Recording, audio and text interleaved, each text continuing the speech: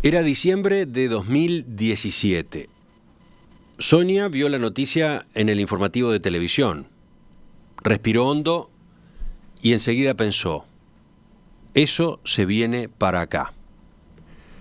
En la crónica se relataba cómo grupos de narcotraficantes habían usurpado casas de vecinos a punta de pistola y los habían obligado a irse del barrio Casavalle. Ella sabía desde hacía años lo que era vivir en una de las mal llamadas zonas rojas, con grupos criminales conquistando terreno. Es más, ella sabe al día de hoy quiénes integran esas mafias, pero no lo denuncia. Tiene miedo. Años atrás, a Sonia solían llegarle por WhatsApp mensajes claros del tipo, dentro de un rato se va a poner bravo. Pero eso era antes, cuando los narcos tenían ciertos códigos y le avisaban a los vecinos que podía darse una balacera para que tomaran precauciones, para que no salieran a la calle. Sonia agradecía que le mandaran esas advertencias que le permitían estar alerta, pero al mismo tiempo esos WhatsApp la inquietaban. Podía quedar como cómplice o no. Luego esos avisos desaparecieron. Y a comienzos de 2018, lo que Sonia temía efectivamente ocurrió. El fenómeno de Casavalle se había contagiado, se había replicado en apenas unos días. Vecinos de su zona, la Cruz de Carrasco, también debían dejar sus casas amenazados por delincuentes pesados. Rumores, más rumores, hasta que arribó un operativo del Ministerio del Interior. Al poco tiempo se demolieron 2 viviendas donde presuntamente se había incautado algo. Siguieron otros operativos. Hubo más demoliciones. ¿Eso traía calma? No necesariamente. El miedo ahora era otro, un miedo que invadía a todo un barrio. Se vienen a demoler todo lo que está edificado sobre el colector. Esa era la especulación que corría. Van a procesar a todos los que estamos colgados a la luz y al agua, era otro comentario. Blanca, por las dudas, empacó todo. Si le iban a derribar la casa, por lo menos quería poder irse con sus pertenencias. Ella sabía que el terreno no le correspondía y que la construcción era irregular. Así pasó varios meses, con sus cosas guardadas en cajas. El rumor era que las autoridades venían y te daban 3 horas, no más. La confusión reinaba. Ese ambiente llevó a que, por primera vez, pudiera hacerse una asamblea de vecinos promovida por la organización La Pascua, que trabaja allí, en el territorio. Más de 150 personas se agolparon en el local tratando de obtener algo de información. ¿En serio nos sacan? ¿Cómo hacemos con la luz y el agua? Eran algunas de las preguntas. A la segunda reunión lograron que asistieran las autoridades del Ministerio del Interior, de la Intendencia de Montevideo y de otros organismos. Después de meses, algo quedó claro. No se los iba a procesar solo porque estuvieran conectados de manera irregular a UTE y a OCE. El Estado no podía dar ese paso. Años atrás, algunos vecinos habían querido regularizar la situación, así que habían firmado un convenio con OCE, empezaron a pagar, pero nunca les instalaron los contadores. Entonces, ¿cuál de las dos partes estaba verdaderamente omisa e irregular? Recién a partir de ese encuentro, quienes llevan décadas habitando en la zona de las Casitas Blancas, esas viviendas precarias ubicadas casi detrás de la parroquia de Camino Carrasco y Juan Agassi, se enteraron de que ese terreno pertenece desde 1992 al Banco Hipotecario del Uruguay. Tuvo que pasar mucho tiempo, demasiado, para pasar en limpio ese dato. Pero lo bueno era que ahora aparecía una esperanza. ¿Y si empiezan los trámites para regularizar?, les planteó un jerarca de la Intendencia de Montevideo. Eso los entusiasmó. Si comienzan a pagar el terreno de alguna manera en cómodas cuotas, o el banco hipotecario se lo cede, ¿será la forma de que terminen teniendo calles asfaltadas? ¿Dejará de correr el agua por los caminos embarrando todo? ¿Podrán llamar a UTE para que les retiren el cable pelado que quedó tirado en el pasaje arriba del colector? Esas ideas, solo esas posibilidades, ya les generaban expectativas e ilusión. Así que se agruparon, se organizaron y hacia allí van. Otros son más temerosos o no tienen tanta información. ¿Y qué se sabe? ¿Alguna novedad?, pregunta un vecino mientras Ángela y el chileno recorren la zona. Sí, hay novedades buenas. Después te cuento, quédate tranquilo, le responde Ángela.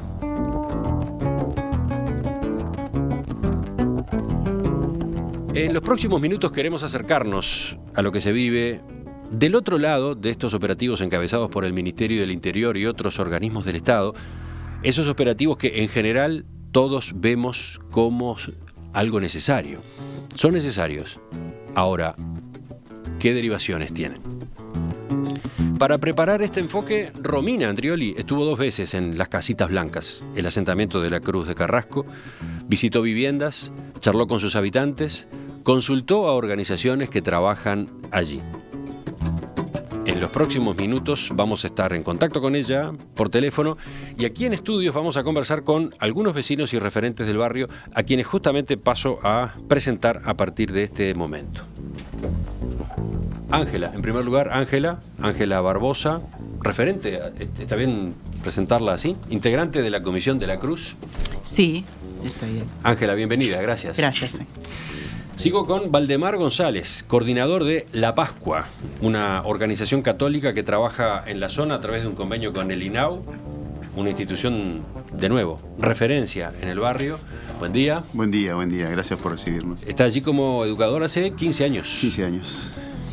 Y finalmente el saludo va para Eric Sáez, otro referente del barrio, cocinero. Cocinero, sí. Y con un tono que el oyente debe estar registrando. Ese tono no es uruguayo. Chileno, ¿no? De nacionalidad. Me tocó nacer ahí. Te tocó nacer ahí y estás viviendo en Uruguay desde... Hace 2 años. Uh-huh. ¿Instalado en esa zona desde entonces? Y al comienzo no. Fue itinerante. Pero siempre muy relacionado al barrio. Me recibió el barrio enseguida. Bueno, totalmente uruguayo con mate en mano. Sí. Vamos a ubicar a los oyentes en el tema. Y para eso empiezo con Ángela, quien lleva más años viviendo en Casitas Blancas. Décadas, ¿no? Sí, 46 años. 46 años. ¿Qué te llevó a ese lugar? El amor. ¿Cómo es eso? Me enamoré de una persona que vivía ahí, que es actual mi marido, y bueno, me quedé a vivir ahí. Eric, estás hace menos tiempo, decías, apenas un par de años viviendo en Uruguay. ¿Cómo llegaste a ese barrio? Por el hijo de Valdemar. Fue el contacto, hace un par de años nos conocimos y yo en una salida mía personal de búsqueda, y porque los pasajes estaban muy baratos a este país, llegué y me recibió con los brazos abiertos y con mucha oportunidad de trabajar como me gusta a mí. Uh-huh. De manera colectiva y con gente sencilla y con ganas de hacer cosas lindas. Tú decías, estás desempleado. Sí. Pero al mismo tiempo trabajás en el barrio. ¿Qué quiere decir eso? Y desempleado formalmente. No estoy trabajando en cocina, que es lo que estudié. Uh-huh. Pero me dedico siempre a hacer trabajo comunitario, cultural, ahí en el barrio. Desde un centro cultural que estuvimos intentando formar y de la mano con La Pascua, en lo que se puede aportar y en el barrio haciendo actividades. Hablemos de La Pascua. Valdemar, 15 años trabajando como educador en La Pascua. ¿Has visto los cambios en los últimos tiempos? ¿Cuál es tu descripción del barrio? Y bueno, el barrio yo creo que a lo largo del tiempo ha ido cambiando, ha ido mutando. En algunas cosas para bien, otras cosas para mal. Yo llegué en el medio de la crisis, cuando se repartían alimentos. Los repartíamos ahí en La Pascua en unas bolsas que Inda llevaba. Y la gente iba a buscarlos. Esa época pasó. Cuando vos más o menos decías las casas precarias algunas, otras son casas muy lindas, que los vecinos fueron haciendo con mucho sacrificio. Yo creo que la mayoría de los vecinos son trabajadores. Y de repente, cuando vos definías, que me pareció fantástica la definición que vos hiciste, pero cuando vos decías los grupos narcotraficantes, yo creo que son narcomenudeos. Sí, narco a esa escala, ¿no? Sí, chiquitos. Yo creo que son más grupos delictivos generales, que son pocos, que son pocos, porque nosotros tuvimos asamblea de 150, 200 vecinos, y ahí la enorme mayoría perteneciente a la clase trabajadora, ¿no? 2 palabras más a propósito de la Pascua. Sí. ¿Cómo definimos a esa organización? Yo creo que la Pascua es un centro de referencia bien importante para la zona. ¿Qué origen tiene? Bueno, tiene un origen católico, que está vinculada con un cura que pasó por ahí, y que estuvo muchos años y que hizo mucha cosa por el barrio, mucho, que es Pepe Bonifacino, fallecido ya. Y bueno, él siempre nos decía que la Pascua quiere decir el paso, ¿no? Paso hacia. Hacia la libertad, nos decía siempre. Entonces, ¿qué tipo de servicios brinda la Pascua? Bueno, se trabaja con niños y con adolescentes, básicamente, en el complemento de su actividad educativa diaria. Los niños van a la escuela de tarde, pero de mañana van a la Pascua. Se llega ahora en estos momentos, se están seguramente desayunando. Y a partir de ahí se empiezan a hacer una serie de actividades, talleres, que complementen su actividad escolar. Y en la tarde pasa lo mismo, pero con adolescentes que van a centros educativos, liceos, UTUS, y vienen de tarde, almuerzan, los adolescentes almuerzan casi todos, los niños, los que tienen comedor en las escuelas, se van a las escuelas, pero los adolescentes todos van a almorzar, se comparte el almuerzo y luego se comparten actividades de talleres también, deportivas, recreativas, salidas. Linda tarea. Para terminar de situarnos, le doy entrada a Romina. Romina, te escucho con tu mirada, una primera descripción tuya del lugar. Sí, Emiliano, quizás para que se hagan una primera idea de cómo ubicar el lugar, lo decíamos al principio, ¿no? Es casi detrás de la parroquia de la Cruz de Carrasco, que se llama Nuestra Señora del Perpetuo Socorro. Estamos hablando de una zona que está delimitada más o menos entre Camino Carrasco, Camino Cativo, Agassi y Monzoni. Es un lugar donde el Ministerio del Interior contó que viven unas 1.950 personas. Estamos hablando de que son viviendas muy sencillas, muchas de ellas muy precarias, y varias están construidas directamente arriba del colector Paniza, ¿no? Y de forma irregular, y bueno, y llevan años allí.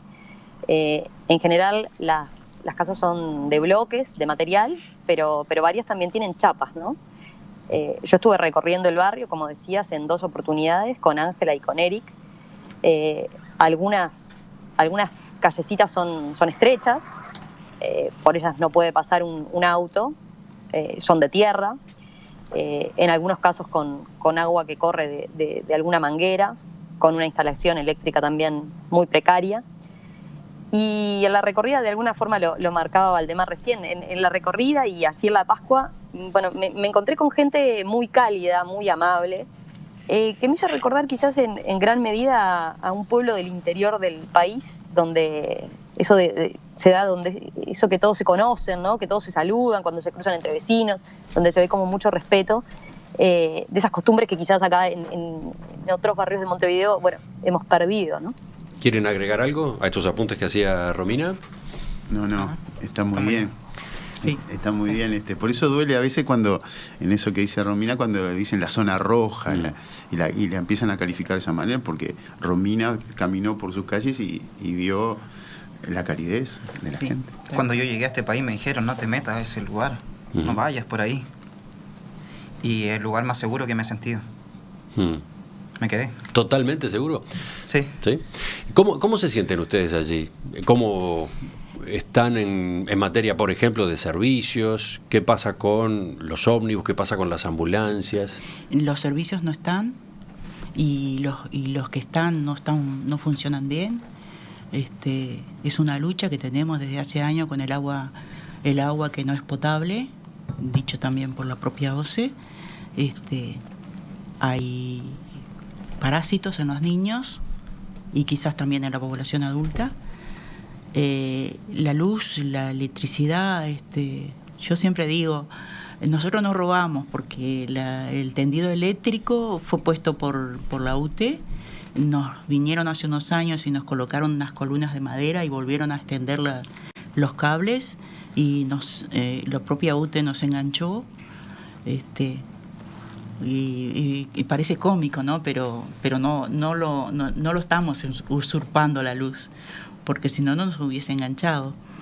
Pero tenemos la contaminación de las aguas hervidas, que el saneamiento está todo roto porque tiene muchos años, décadas de estar roto. Por ahí es la contaminación de los servicios. Y después todos tenemos fibra óptica que nos colocó también Antel. Y casi todo el mundo tiene televisión cable. Y las ambulancias a veces entran y a veces no entran. Pero no entra el gas. Y tenemos algunos almacenes internos donde nos abastecemos. Pero a veces está muy complicado el barrio. ¿Qué pasó en los últimos años en materia de seguridad pública? Cero. ¿Qué quiere decir cero? Cero, que no hubo, cuando tú leías al principio lo de Casaballe, tal cual, a nosotros nos avisaban por WhatsApp que iba a haber un tiroteo, y yo en una oportunidad se lo comenté a Leal, a Gustavo Leal, director de Convivencia en el Ministerio del Interior. Que se enojó un poco con lo que yo le dije, pero es así, es tal cual. Ellos nos avisaban que iba a haber un tiroteo y nosotros estábamos agradecidos porque la seguridad venía de parte de ellos, no de realmente de la seguridad que nos tendría que proteger a nosotros. Fuimos abandonados. Yo siempre digo... La seguridad venía a cargo de los delincuentes. De los narcos, ¿no? Que nos avisaban que iba a haber un tiroteo. Ajá. O sea, reenviaban el WhatsApp. Sí. Y nos llegaba a todos y bueno, nosotros protegíamos a la familia que estaba afuera. ¿Y no había robos, no había rapiñas? Sí, hay. Bueno. Hay rapiñas. No, lo pregunto porque Eric decía que era un lugar muy seguro. El barrio tiene sus códigos, pero han habido cada tanto rapiñas. Romina, tú sobre este punto, a partir de lo que conversaste con los vecinos en las recorridas, ¿ibas a agregar algo? Sí, Emiliano, capaz que algo que se refleja quizás en los puntos que plantearon Ángela y Eric, ¿no? Hay diferencias, hay matices en ese sentimiento de seguridad y no. Hay quienes hacen pensar que llevan años viviendo en el barrio y de alguna forma eso hace que se sientan muy seguros, porque es un lugar que conocen. Y quizás también por eso otro que dice Ángela, ¿no? Porque sienten que de alguna manera tenían cierta protección, porque en todo caso a veces sabían quiénes son los delincuentes y reciben ese tipo de mensajes que los protegían. Por eso me parece que hay como variados panoramas en ese sentido de cómo se sienten en relación a la seguridad en el barrio. Sí, ¿ibas a agregar algo, Eric? Sí, que es importante lo que dice eso de las visiones distintas de seguridad, porque para ti seguramente es diferente que para mí. Uh-huh. Yo no me siento seguro en diferentes lugares y la gente del barrio no se siente segura fuera del barrio, por ejemplo. Entonces es difícil. Yo me atrevería a atribuir, por ejemplo, esas rapiñas y esas cosas que pasan en todas partes. Uh-huh. Y creo que pasan más en otros lugares como acá, en el centro. Uh-huh. Y me atrevo a decir que tiene que ver con unos conflictos que, si bien se habla de narcotraficantes, no se habla del conflicto de la drogadicción, por ejemplo. Que yo creo que pasa un poco más por ahí que por el hecho mismo de ser delincuente y ganarse la vida, capaz que de esa manera. ¿Qué quiere decir eso del conflicto de la drogadicción? Es un problema en el mundo, la droga, el consumo de droga. Que se trata de diferentes maneras. En este país se legalizó la marihuana como una forma de tratarlo. en otros países es represión. Y yo pienso que se atribuye mucho a eso, la inseguridad, por ejemplo.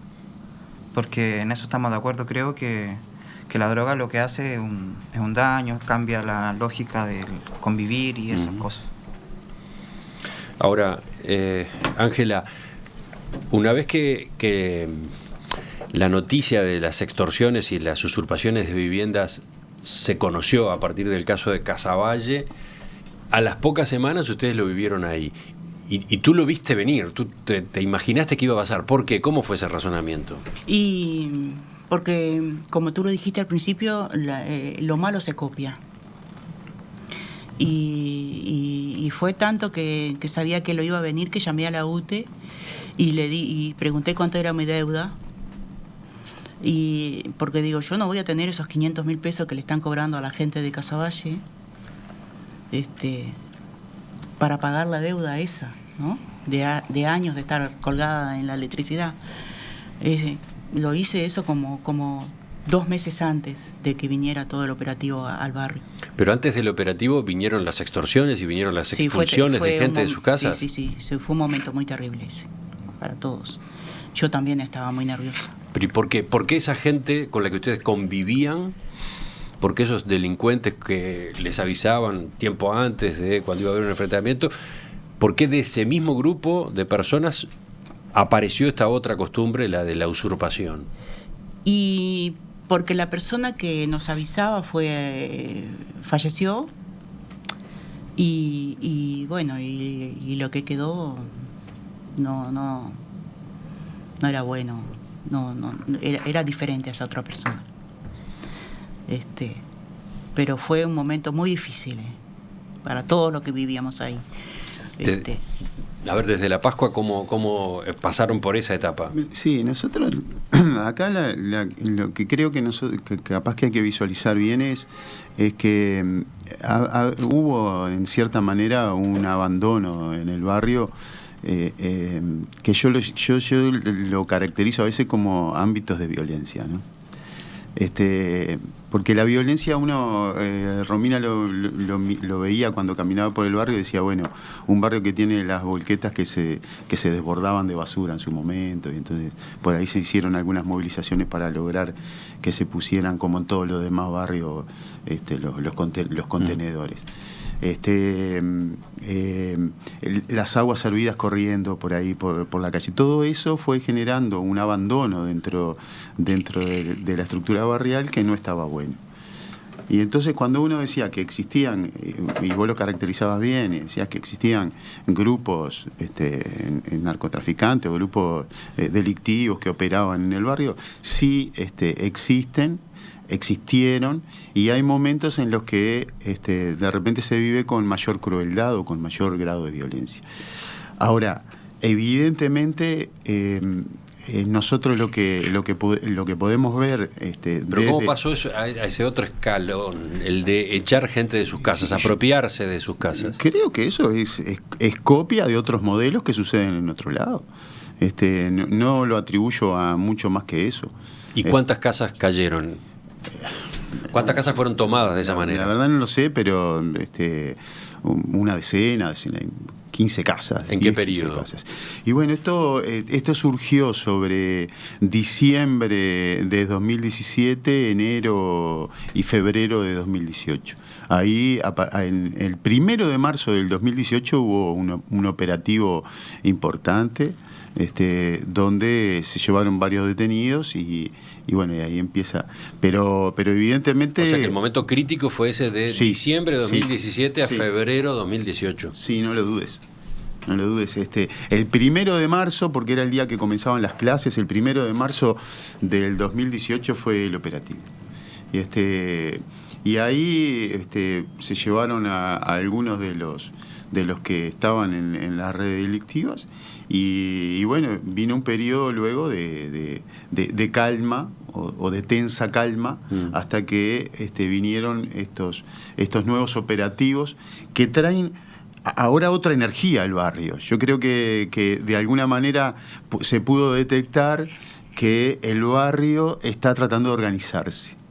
Y yo creo que por ahí es donde se visualiza un cambio. hoy. Enseguida vamos a continuar conversando con Ángela, Valdemar y Eric a propósito de la realidad que se ha vivido en los últimos años en esa zona de la Cruz de Carrasco. ¿Qué pasó sobre todo a partir de los operativos del Ministerio del Interior? ¿Qué preocupaciones nuevas se instalaron y qué esperanzas se abren en este momento? Están con nosotros aquí en estudios Ángela Barbosa, Eric Sáez y Valdemar González, todos ellos referentes, activos, participantes de la vida del barrio. Está Romina a distancia, ella ha visitado el lugar, ha conversado con los vecinos en distintas ocasiones. Justamente, Romina, capaz que podemos ubicar a los oyentes en cómo se gestó esta nota que estamos haciendo en este momento. Sí, Emiliano, ahora hace unos meses hablé con una maestra de ahí, de una escuela del barrio próxima. Yo conocía un poco cuál era el contexto, pero justamente ella me contaba que en la zona la gente estaba muy nerviosa, ¿no? A raíz de los operativos de seguridad que había hecho el Ministerio del Interior. Y me transmitió que eso incluso en los últimos días del año pasado se había reflejado en los chiquilines de la escuela que estaban más inquietos, ¿no? Y me llamó la atención porque me contó que parte de esa inquietud era porque la gente temía que les fueran a demoler la vivienda, ¿no? Así que fue ahí que me contacté con Valdemar en la Pascua y bueno, acordamos un par de encuentros con muchos vecinos y distintas recorridas. Y fue ahí que también cuando lo pusimos en común en el equipo En Perspectiva entendimos que era un hecho interesante estar contando cómo se ven los operativos del Ministerio del Interior desde otro lado, ¿no? Desde el ángulo de los vecinos trabajadores que viven allí en el día a día, porque seguramente uno hasta que no le cuentan esas historias mínimas no es capaz tampoco de entender todo lo que a veces hay detrás de una noticia, de esas que tanto damos nosotros últimamente, ¿no? Y porque sobre todo, nos llamó la atención que los operativos hubieran generado tanta incertidumbre en la zona, tanto temor, que era un poco todo lo contrario a lo que uno presuponía que eso iba a traer, ¿no? Y el temor venía nada más y nada menos por el hecho de que no sabían qué iba a pasar con sus viviendas, ¿no? Justamente, tomemos ese punto para continuar la charla. Ángela, ¿cuáles fueron esos sentimientos que se instalaron? Ustedes tuvieron, por un lado, tranquilidad con el operativo del Ministerio del Interior y, por otro, preocupación. Preocupación, incertidumbre, no sabíamos, no teníamos ninguna información. Entonces nos preguntábamos todo, ¿qué va a pasar? ¿Qué casas se están derrumbando? Sabíamos que la primera casa fue derrumbada porque era testigo protegida, pero no sabíamos nada, no sabíamos si iban a seguir derrumbando. La gente trabajadora estábamos muy preocupados, sin tener información. El punto de partida de esa inquietud era la situación irregular de todas o casi todas esas casas. Sí, principalmente de las que están apoyadas sobre el colector Paniza. Valdemar. Sí, claro. Acá yo creo que el gran detonante fue la incertidumbre. Imagínate que lo que decía Blanca, la vecina, que lo pasaron hace un rato, vos lo comentabas cuando hiciste la presentación, yo tengo todo colocado en cajas porque van a venir, me van a decir que tengo 3 horas para ir, me van a tirar mi vivienda abajo y entonces yo voy a perder mis pocas. Podemos escuchar ese testimonio, el de Blanca, que es cocinera en La Pascua, ¿no? Es el auxiliar de limpieza de La Pascua. Vive allí desde hace años. Con Romina hizo este relato. Fue una sorpresa y estaban tirando casas abajo y bueno, y al oír que decían después seguimos, que en el primer momento que vino el señor Leal dijo que iban a seguir, que plazas verdes, espacios verdes, comunales y colector, que era toda gente. Yo, por ejemplo, en mi caso me sentí tocada en el sentido que dijo que eran usurpadores. Y digo, sí, estoy viviendo en un comunal, pero hace 28 años y no lo usurpé yo eso. Pero bueno, al ver ya que empezaban a destruir casas y a tirar casas, uno se pone y que decían, seguimos por acá, seguimos por allá. Y ver las familias en la calle fue horrible, ya ver que tenían que sacar todo y todo. Entonces digo, estamos viviendo, igual seguimos, estamos moviéndonos, tratando de averiguar y todo eso, pero aún estamos en esa incógnita, porque las respuestas no son claras, porque siguen diciendo de que van a seguir. Claro, sí, aclararon que siempre y cuando las casas tengan problemas con la delincuencia o así. Otro tipo de delito y que no Otro fuera tipo de delito. de robo de luz y agua. Claro, sí, no. Me dijeron que como... colgados. Sí, ahí está, sí, porque realmente casi todos estamos colgados. Entonces dijimos, vamos todos presos. Yo trabajo y bueno, ese día fue una locura. Me vine a trabajar, fui, porque claro, estaba mi casa ahí en el medio. Así que bueno, estamos esperando. ¿Tuviste después empacadas las cosas? Tengo las cosas empacadas. Y había empezado a empacar todo porque decían mañana venimos. Empecé a poner cosas en caja. Después paré un poco porque una de las señoras que se había quedado en la calle le di en mi casa un lugar. Valdemar. Claro, por ahí un poco se va definiendo, porque el temor de muchos vecinos era qué pasa con Eric junto con Ángela encabezaron un censo que se hizo ahí y estábamos hablando de unas 50 familias más o menos, que están un poco más, que están sobre el colector. Uh-huh. ¿No? El colector, hubo gente que hizo su vivienda sobre el colector. Eso es lo que nosotros decimos, que hubo muchos años de abandono en el barrio. Hubo gente que donde existían espacios verdes hizo su casa. Y entonces hoy a la hora de acercarse de repente el Ministerio del Interior o la Justicia o quien sea, falta información y parecía que iban a tirar todas las casas. Entonces los vecinos se pusieron todos muy nerviosos. Sí, recordemos, apareció el término procesamiento, apareció el término condena por los delitos de robo de energía y de agua, ¿no? Correcto. Y aparecieron las demoliciones. Pareció claro en un principio que en esos operativos del Ministerio del Interior se procedía de esa forma con la gente que, según la investigación realizada previamente, estaba vinculada a las actividades delictivas, ¿no? Así se comunicó. No a todos. No. Pero la extensión del criterio para ustedes no estaba claro. Y no había un buen diálogo con el Ministerio del Interior, con los responsables de los operativos. No existió en el primer momento, Emiliano. No existió. O sea, lo que sucedió ahí fue que se llegaba y se actuaba de esa manera. Se tiraba la vivienda, se demolía la vivienda, se llevaba detenido a alguno de los integrantes en calidad de indagado o de preso detenido. Y entonces eso generó esto que yo te decía, ¿qué va a pasar? Los vecinos se preguntaban, y ahí es donde comenzó la organización vecinal. Y ahí es donde los vecinos de alguna manera se empezaron a nuclear y a conversar. Y ahí es donde los vecinos empiezan a decir que quieren un barrio más lindo, que quieren un barrio con calles, que quieren un barrio con espacios verdes, que se quiere un barrio mucho mejor. Y ahí es donde los vecinos tienen que empezar a tomar este rol protagónico que hoy están tomando. ¿Cómo era el diálogo con las autoridades que llevaban a cabo las acciones? Aparentemente cero, no había diálogo. Venían con una orden de derrumbar las casas y se derrumbaron. No hubo... Pero estas dudas, estas inquietudes que aparecían contadas acá, ¿ustedes no podían trasladarlas? No había espacio. No había. Fue muy complejo, porque si bien estos operativos judiciales se encarga la justicia y son muy reservados, que nosotros nunca pedimos saber todo, pero fue muy violento el hecho, porque era despertarse el barrio en la mañana y máquinas derrumbando casas. Alguna de la gente que vivía en la casa no sabía, 3 horas para salir y con los hijos quedar en la calle.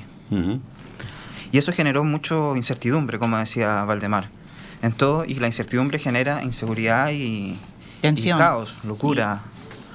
Sí. No, fue a partir de todo esto que sucedió que los vecinos se organizaron y empezamos las movilizaciones. ¿Sí? De hecho, no nos vamos a olvidar que una de las primeras movidas que hicimos fue ir a Fiscalía, donde nos atendió Mariela Solar y que nosotros la conocíamos.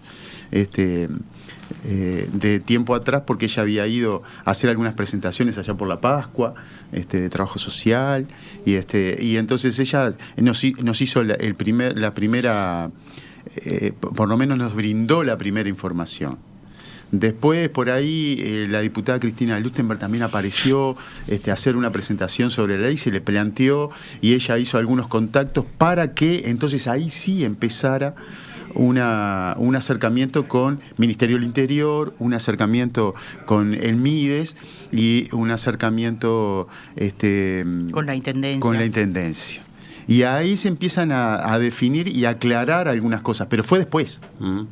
Y nosotros lo que pensamos es, por ahí alguna explicación que se nos dijo es, pero la justicia no va a ser un operativo y todo el mundo va a saber cómo se va a mover. A nosotros nos parecía que la información podría haber circulado de alguna manera. Lo mismo que se dijo después se podría haber dicho antes. Yo creo que va por ahí. Para que los vecinos se quedaran mucho más tranquilos. Pero, Romina, tú has recogido testimonios de personas que todavía hoy tienen preocupaciones y angustias. ¿Cómo es eso? Sí, Emiliano, también, estuvimos conversando con Inés, otra de las vecinas de ahí, de Casitas Blancas, quien también me contó, lo que le afectó a ella vivir esa situación que contaban al principio, ¿no? De esa situación de no saber qué casas iban a tirar abajo.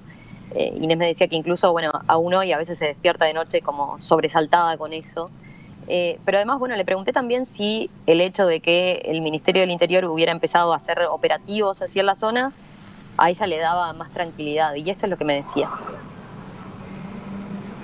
Al principio yo pensé que iba a suceder eso, ¿no? Con el primer derrumbe de las casas allá.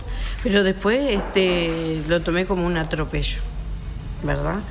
Porque no informaban, nadie se presentaba a decir qué era lo que iba a pasar, si era específicamente a esas personas o era todo el barrio. Y cuando preguntábamos, me dijeron, personalmente te digo lo que a mí en realidad me dijeron, que tenía que esperar una citación del juez para presentarme al juzgado, ser procesada por el robo de luz y agua. Y que de ahí el juez iba a determinar si me tiraba en mi casa o permanecía en ella. ¿Qué agregan ustedes a esta grabación que estábamos escuchando? Yo creo que es importante, así como lo mencionaba Romina hace un rato, de ver desde otro ángulo esta situación, que si bien para la justicia era su procedimiento correcto, en el barrio se vio diferente, como decía Inés. Fue un poco violento y con una falta de información. Fíjate que a ella le dijeron, y así a varios más, que lo iban a procesar. Se generó un caos tremendo, te puedes imaginar. Y es cierto, yo estuve ahí. Yo tuve la suerte de poder conversar y que la gente me hablara y contara que era un procedimiento judicial, y por eso empezamos a organizarnos. De ahí nos juntamos 2 o 3 que supimos eso y que no estábamos directamente involucrados además, a poder organizarnos y hacer algo al respecto y difundir esa información en los vecinos. Porque hubo un maltrato también. Para verlo de otro ángulo, hubo un maltrato in situ de parte de la policía y un poco de abuso y discriminación capaz, no sé. Tengo acá varios mensajes de oyentes que a partir de lo que ustedes están comentando hacen sus preguntas o hacen sus conclusiones. Dice, por ejemplo, este mensaje de Enrique: ¿por qué muchas familias viven en asentamientos irregulares por tantos años? Trabajan, viven normalmente como cualquier otro ciudadano, pero no regularizan su situación. Pasan 20, 30 años en esas condiciones sabiendo que, de algún modo, están aprovechándose del Estado. ¿Por qué se demora tanto la reacción, no?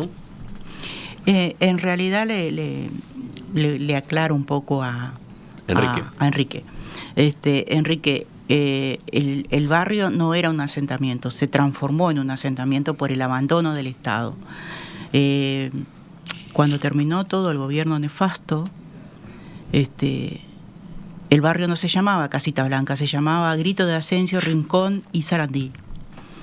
En Resistencia el barrio le puso casitas blancas porque nos prohibían pintar las casas y los muros de diferentes colores.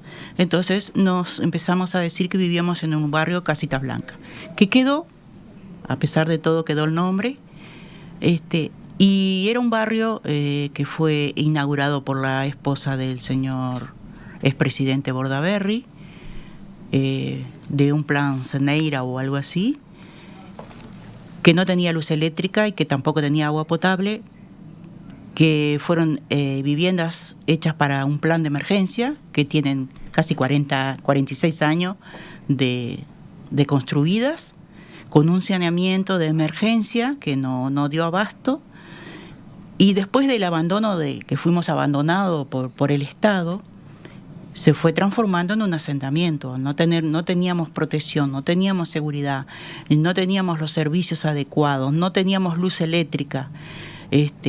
Teníamos una policlínica, una escuela, que cuando empezó la época de la inseguridad en el barrio, se fueron hacia afuera del barrio. La escuela fue cerrada, la policlínica, que actualmente se llama Policlínica de la Cruz de Carrasco, pero no éramos un asentamiento. Nos transformamos en un asentamiento a través del abandono del Estado. Ángela, ¿también se hicieron convenios? Hicimos convenios, sí, para regularizar, desde mucho tiempo hicimos convenio con la UTE, con la OCE, y también pidiendo la regularización del barrio, pero nunca fuimos tenido en cuenta.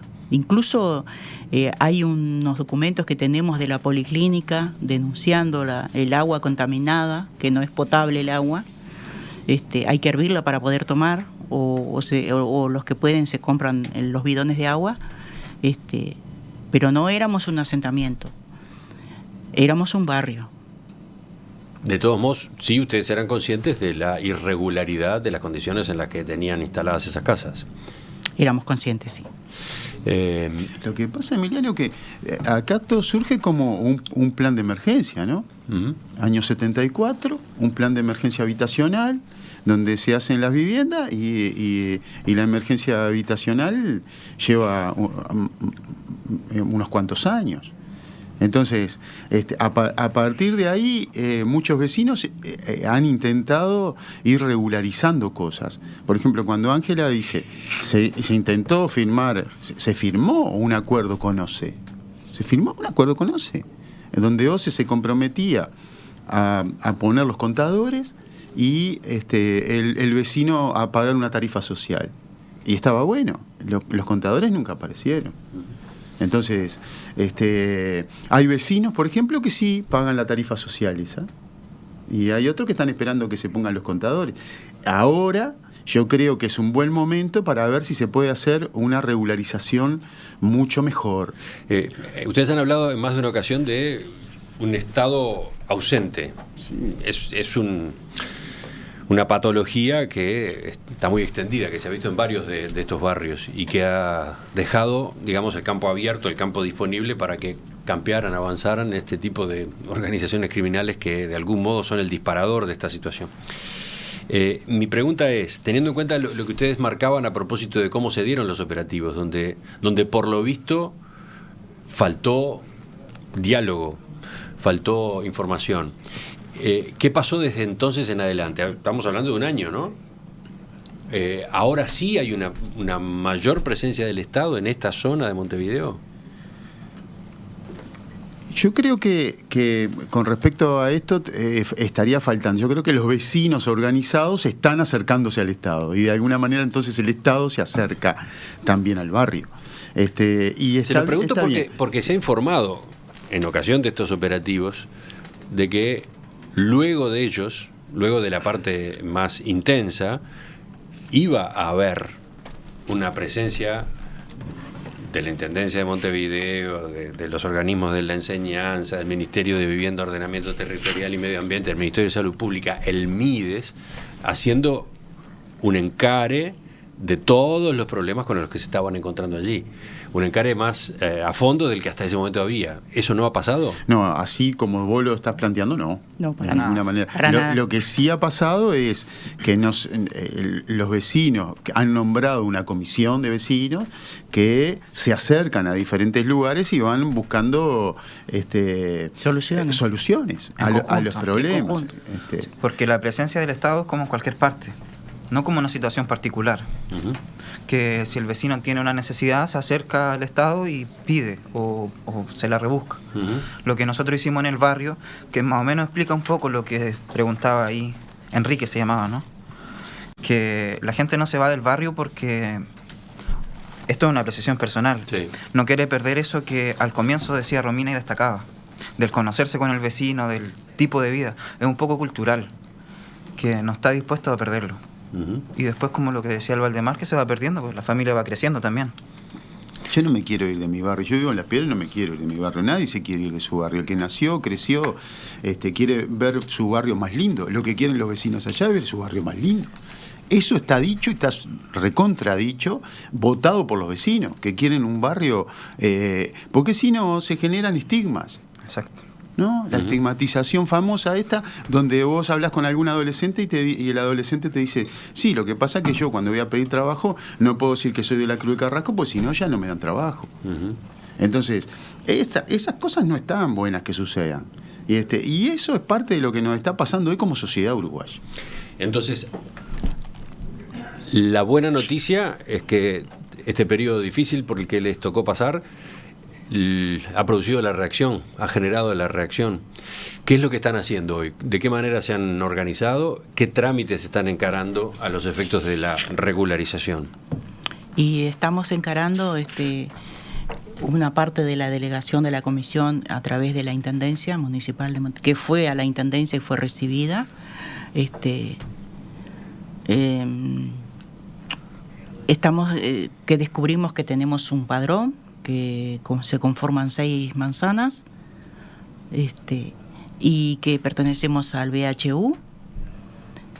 Llegamos hasta ahí. Ahora falta que el banco nos reciba y a ver qué va a pasar. Y haga una propuesta. Haga una propuesta, un plan. Uh-huh.